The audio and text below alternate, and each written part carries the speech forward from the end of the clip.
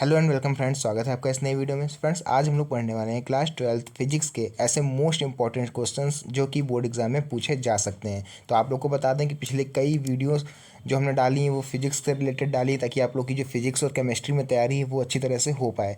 ठीक है, तो आज आप जो जो देखने वाले हो वो देखने वाले हो 1, 2 और 3 नंबर वाले सभी इंपॉर्टेंट क्वेश्चंस आप लोग देखने वाले हो पूरी बुक के, जो कि पूछे जा सकते हैं। ठीक है, तो चलिए वीडियो को अपनी हम जल्दी से स्टार्ट करते हैं। तो देखिए, यहाँ पर पहला क्वेश्चन हमको दिख रहा है, प्रकाश वैद्युत प्रभाव में देहली आवृत्ति से क्या तात्पर्य है। ठीक है, इसकी क्या महत्वता है, मतलब देहली आवृत्ति क्या होती है। एक तरह से आप लोगों से बच्चों ये पूछा जा रहा है कि देहली आवृत्ति क्या होती है। तो आपको यहाँ पर नीचे दिख रहा होगा वेरी इंपॉर्टेंट जो लिखा हुआ है कि कौन कौन से ईयर में ये क्वेश्चन पूछा गया है। तो 2005, 7, 14, 11, 23, 13, 17, 19 और 2023 में ये क्वेश्चंस पूछे गए हैं। तो चलिए देख लेते हैं इसका आंसर क्या होगा। देहली आवृत्ति आप लोग से पूछी है, तो देहली आवृत्ति यहाँ पर आप लोग को बतानी है। तो साइड में हेडिंग डालेंगे हम लोग सबसे पहले, देहली आवृत्ति क्या होती है। देहली आवृत्ति देखिए, प्रकाश की वह न्यूनतम आवृत्ति जिसके कारण धातु के पृष्ठ से प्रकाश इलेक्ट्रॉन उत्सर्जित होते हैं। ठीक है, मतलब वह न्यूनतम आवृत्ति, वह कम से कम आवृत्ति जिसको किसी धातु की सतह पर अगर हम गिराएं तो वहाँ से जो इलेक्ट्रॉन उत्सर्जित होने लगें।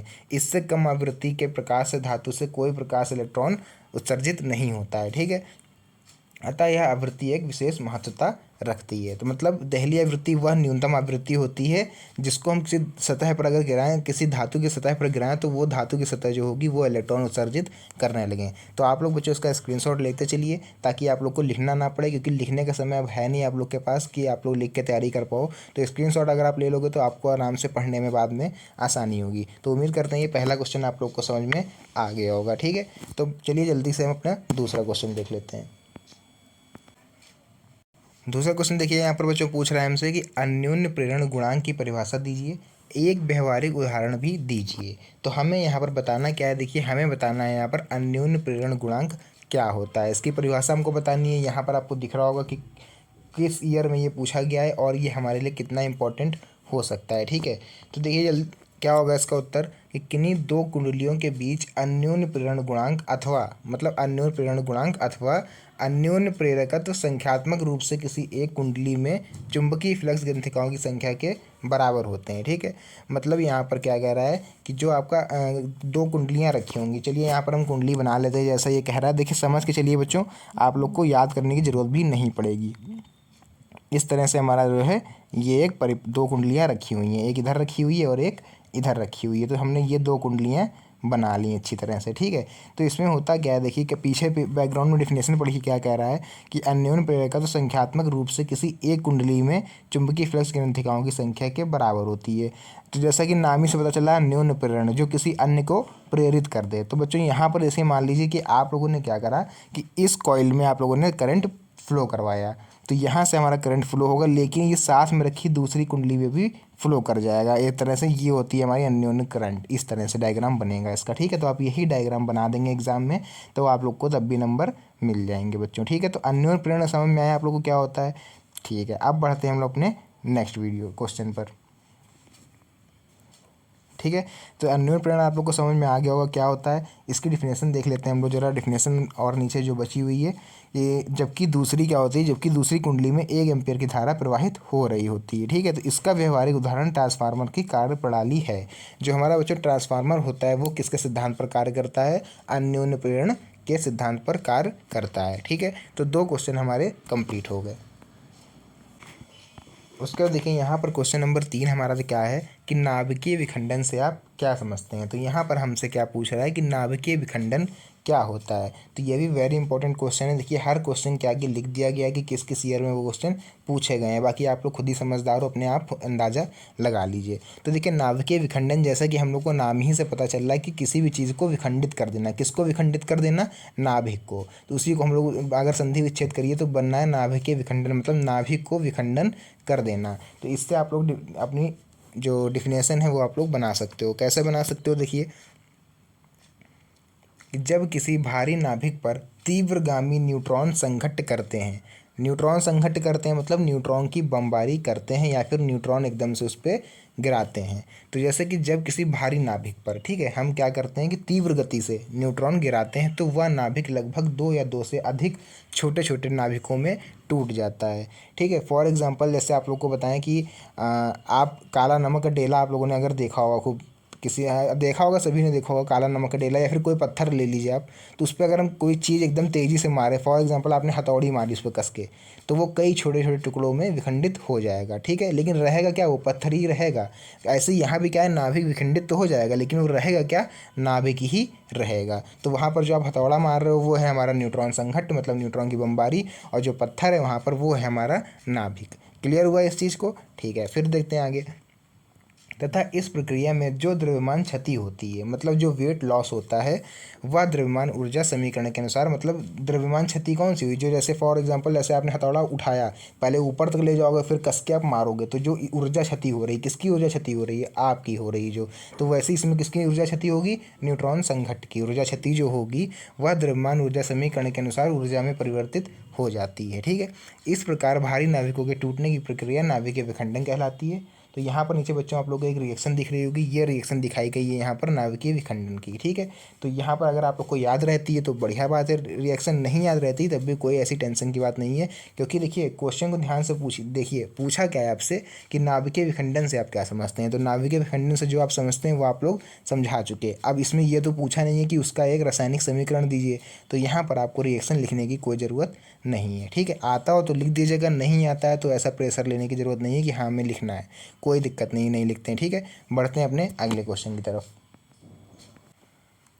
उसका देखिए बच्चों अगला क्वेश्चन यहाँ पर है, पीएन संधि डायोड में अवक्षय परत से आप क्या समझते हैं। ठीक है, तो फिलहाल ये पूछा तो नहीं जाता है सेपरेट, लेकिन फिर भी इंपॉर्टेंट क्वेश्चन होता है हमेशा, क्योंकि एक नंबर में पूछ सकता है ये कि भैया जो अवक्षय परत होती है हमारी वो क्या होती है। तो जिन जिन बच्चों ने अभी मेरी पिछली वीडियो देखी होगी, जो मैंने अभी डाली है, सुबह सुबह डाली है वीडियो, अगर आप लोगों ने वो देखी होगी तो आप लोग को पता होगा कि पीएन संधि डायोड में अवक्षय परत क्या होती है। जो बच्चे नए हैं उनके लिए हम एक बार फिर से बता दे रहे हैं कि अवक्षय परत क्या होती है। तो देखिए बच्चों, जैसे ये हमारा पीएन डायोड होता है, ठीक है, ये हमारा क्या होता है, ये बाकी नीचे जुड़ा हुआ होता है, यहाँ पर कहीं प्लस होता है, ये माइनस है ना, इस तरह से होता है।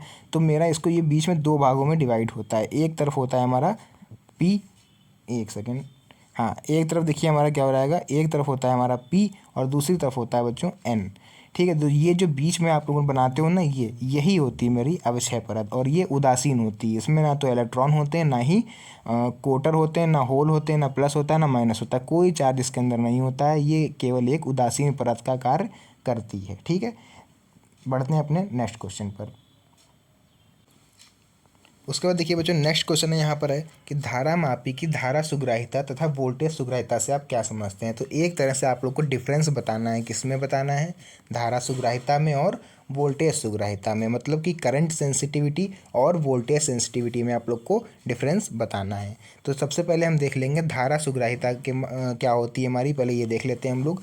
तो देखिए धारा मापी की डिफिनेशन आप लोग कैसे लिखोगे, धारा मापी मतलब कि एमीटर, ठीक है, इंग्लिश में अगर हम बात करें तो एमीटर, जो कि करंट को नापता है। तो यह कुंडली में प्रवाहित प्रति एकांक धारा के लिए उत्पन्न विक्षेप के बराबर होता है। ठीक है, तो आप धारा मापी की जो सुग्राहिता होगी वो लोग आप लोग एक लाइन में आंसर लिख के ख़त्म कर दीजिएगा कि क्या होता है कि यह कुंडली में प्रवाहित प्रति एकांक धारा के लिए उत्पन्न विक्षेप के बराबर होता है। तो धारा सुग्राहिता का जो फॉर्मूला होता है I/S=φ/T। तो और इसको हम लिखें तो φ आप लोगों ने चुंबकत्व में पढ़ा होगा, φ होता है यहाँ पर NaV। तो वही यहाँ पर φ की वैल्यू यहाँ पर नीचे लिख दी गई है। ठीक है, बाकी आप लोग क्या करिए, किसको किससे रिप्रेजेंट करा गया ये बहुत इंपॉर्टेंट होता है, तो इसको हम लोग देख लेते हैं किससे रिप्रेजेंट करा गया। कैपिटल N यहाँ पर बच्चों जो हमारा हो जाएगा वो क्या हो जाएगा, कैपिटल N हमारा हो जाएगा कुंडली में फेरों की संख्या, नंबर ऑफ टर्म्स। ठीक, उसके बाद यहाँ पर जो V आपको दिख रहा होगा, V हो जाएगा मेरा चुंबकीय क्षेत्र, और बीच में जो ये ए है, ए हमारा हमेशा क्या होता है, क्षेत्रफल होता है, एरिया, और सी हमारी यहाँ पर हो जाएगा मरोड़ दृढ़ता। ठीक है, उस सुग्राहिता की जो मरोड़ दृढ़ता होती है वो यहाँ पर सेंसिटिविटी को हम लोग रिप्रेजेंट कर रहे हैं सी से। ठीक है, तो ये धारा मापी की सुग्राहिता क्लियर हो गया। हम लोग देखते हैं वोल्टेज सुग्राहिता क्या होती है। तो देखिए यहाँ पर जो नेक्स्ट हम लोग देखने वाले हैं वो होने वाला है धारा मापी की वोल्टेज सुग्राह्यता। करंट सुग्राह्यता अभी हम लोग पढ़ के ऊपर आए कि धारा सुग्राह्यता क्या होती है। वोल्टेज सुग्राह्यता देखिए क्या होती है, कुछ विशेष अंतर इसमें नहीं होता है। इसमें क्या होता है केवल कि यह कुंडली के सिरों पर लगाए गए प्रति एकांक वोल्टेज के लिए उत्पन्न विक्षेप के बराबर होती है। वहाँ पर धारा के उत्पन्न विक्षेप के बराबर से यहाँ पर क्या हो जाएगा बच्चों, यहाँ पर प्रति एकांक वोल्टेज के लिए उत्पन्न विक्षेप के बराबर हो जाएगी। इसका एक फॉर्मूला यहाँ पर आपको दिख रहा होगा, वी एस इक्वल टू, वहाँ पर आई एस करके था तो यहाँ पर हम लोग बी एस करके फॉर्मूला बना देंगे कि V S equal to phi upon B, phi की जगह पर एन ए बी और यहाँ पर B equal to C R हमने कर दिया। सी आर जैसे अभी इक्वल टू आई आर होता है तो आई यहाँ पर हमारी क्या है, वोल्टेज सुग्राह्यता है, तो हमने यहाँ पर सेंसिटिविटी मतलब सी से इसको रिप्रेजेंट कर दिया है। बाकी आप लोग को जो किससे रिप्रेजेंट करते हैं हम ऊपर ही बता चुके हैं आप लोग को, आपको दिख भी रहा होगा यहाँ पर कि एन इक्वल टू क्या होता है, कुंडली में फेरों की संख्या, ए इक्वल टू क्षेत्रफल, बी इक्वल टू चुंबकीय क्षेत्र और सी इक्वल टू मरोड़ दृढ़ता, और आर आप लोग को सबको पता है आर क्या होता है हमारा यहाँ पर बच्चों, कुंडली में प्रतिरोध। क्लियर हुआ। बढ़ते हैं अपने नेक्स्ट क्वेश्चन पर। नेक्स्ट क्वेश्चन देखिए, उसके बाद हमसे यहाँ पर पूछ रहा है कि विद्युत चुंबकीय प्रेरण संबंधी फैराडे के नियम लिखिए। तो क्या लिखना है हमको इसमें, फैराडे के नियम लिखने हैं। ठीक है, किस ईयर में पूछे हैं यहाँ पर आप लोग देख पा रहे हो, 2018, 2020, 22 और 23 में। 21 में नहीं पूछा गया यहाँ पर बच्चों, क्योंकि 21 में एग्जाम ही नहीं हुए कोविड की वजह से, तो 21 में ये क्वेश्चन नहीं पूछा गया। बाकी पिछले 5 सालों से आप देखिए तो लगातार ये क्वेश्चन पूछा जा रहा है। ठीक है, तो देखिए इसका पहला नियम हम लोग क्या लिखेंगे, इन्होंने क्या कहा है, फैराडे के नियम लिखिए। इन्होंने पहला और दूसरा तो हमसे कहा नहीं है। अगर ये पूछा होता कि भाई विद्युत चुंबकीय संबंधी फैराडे का प्रथम नियम लिखिए तो हम प्रथम नियम केवल लिखते, दूसरा गया था तो हम केवल दूसरा लिखते। तो यहाँ पर इन्होंने क्या कहा है कि विद्युत चुंबकीय संबंधी फैराडे के नियम लिखिए, तो यहाँ पर हमको दोनों नियम लिखने पड़ेंगे। ठीक है, ऐसा केस अगर बनता है आपके साथ एग्जाम में तो वहाँ पर आप लोग को दोनों नियम लिखने पड़ेंगे। तो उसी हिसाब से देखिए पहला नियम मेरा क्या हो जाएगा, प्रथम नियम, कि किसी कुंडली से संबद्ध प्रेरित विद्युत वाहक बल ई, जिसको हम लोग प्रेरित विद्युत वाहक बल क्या होता है, ईएमएफ, जिसको हम लोग किससे रिप्रेजेंट करते हैं, ई से। तो ई का मान चुंबकीय फ्लक्स में परिवर्तन की ऋणात्मक दर के समानुपाती होता है। ठीक है, तो यहाँ पर समानुपाती का सिंबल बना हुआ है, माइनस ऋणात्मक पूछा है तो D phi upon D T हम लोगों ने यहाँ पर लगा दिया। तो इसका जो फॉर्मूला बन के तैयार हुआ वो हुआ ई इक्वल टू माइनस का D phi upon D T. आप यहाँ पर क्या कर सकते हो कि ये हटाते हैं हम लोग, तो यहाँ पर हमेशा हम लोग एक कांस्टेंट लगाते हैं, तो आप लोग यहाँ पर एन लगा सकते हो। ठीक है, वैसे ज़रूरत नहीं है, नहीं लगाना है, कोई दिक्कत नहीं है, आप ऐसे ही लिख दीजिए। लेकिन यहाँ पर माइनस साइन क्या रिप्रेजेंट कर रहा है पता है, माइनस साइन यहाँ पर रिप्रेजेंट कर रहा है कि प्रेरित विद्युत वाहक बल क्या है, कि जो प्रेरित विद्युत वाहक हमारा है वो फ्लक्स में परिवर्तन का विरोध कर रहा है। जो प्रेरित विद्युत वाहक बल मतलब ईएमएफ जो मेरा होगा वो किसका विरोध कर रहा है, फ्लक्स में परिवर्तन का विरोध कर रहा है। ठीक है, चेंज ऑफ फ्लक्स। तो विद्युत वाहक बल का मात्रक क्या होता है बच्चों, मात्रक होता है इसका वोल्टेज। तो यहाँ पर आप लोग वोल्ट लिख देंगे। तो ये था हमारा प्रथम नियम किसका, फैराडे का। तो अगर प्रथम नियम आपसे पूछा रहता तो आप लोग इसका स्क्रीनशॉट ले लीजिए। प्रथम नियम में केवल आपको इतना ही करना है, इससे एक शब्द ज़्यादा मत करिएगा, क्योंकि ये 3 नंबर में भी पूछा जा सकता है, 5 नंबर में भी पूछा। अगर दोनों नियम पूछेगा तो आपसे 5 नंबर में देगा, एक नियम पूछेगा तो ये 3 नंबर में देगा, और 3 नंबर के हिसाब से इतना बहुत है। ठीक है बच्चों, इसमें ज़्यादा आप लोग बढ़ा के मत लिखिएगा। देख लेते हैं इसका दूसरा नियम क्या होता है। ठीक है, तो ये देखिए यहाँ पर दूसरा नियम हमारा क्या हो जाएगा, फैराडे का द्वितीय नियम। इससे ऊपर जो आप लोग को दिख रहा है यहाँ पर, ये हमने अभी ऊपर आप लोग को बताया था पहले नियम कि आप लोग चाहो तो एन लगा सकते हो, नहीं लगाना है कोई दिक्कत वाली बात नहीं है। ठीक है, फिलहाल देखिए द्वितीय नियम मेरा क्या होता है फैराडे का। जो दूसरा नियम यहाँ पर कहता है कि किसी परिपथ में प्रेरित विद्युत वाहक बल मतलब कि जो इंड्यूस होता है ईएमएफ वह क्या, अथवा प्रेरित धारा जो या फिर करंट जो इंडक्टिव करंट होती है मेरी, क्या होती है, दिशा सदैव ऐसी होती है। मतलब कहने का यहाँ पर कुल मिला के मतलब ये है कि ऐसा परिपथ जहाँ पर क्या होगी, प्रेरित विद्युत वाहक बल ईएमएफ या फिर करंट दिशा सदैव ऐसी होती है कि यह उस कारण का विरोध करती है जिससे वह स्वयं उत्पन्न हुई हो। ठीक है, अब एक एग्जाम्पल आप लोग को बताते हैं छोटा सा। ये यहाँ पर एक मान लीजिए एक सर्किट है हमारा, यहाँ पर प्लस ये माइनस। ठीक है, एक सर्किट हमने बना दिया, तो करंट कहाँ से फ्लो होगी मेरी, करंट हमेशा जो फ्लो होती है वो प्लस से माइनस की ओर फ्लो होती है। तो ये करंट हमारी इसमें देखिए सिंबल में कैसे फ्लो होगी, करंट हमारी इस तरह से फ्लो होगी।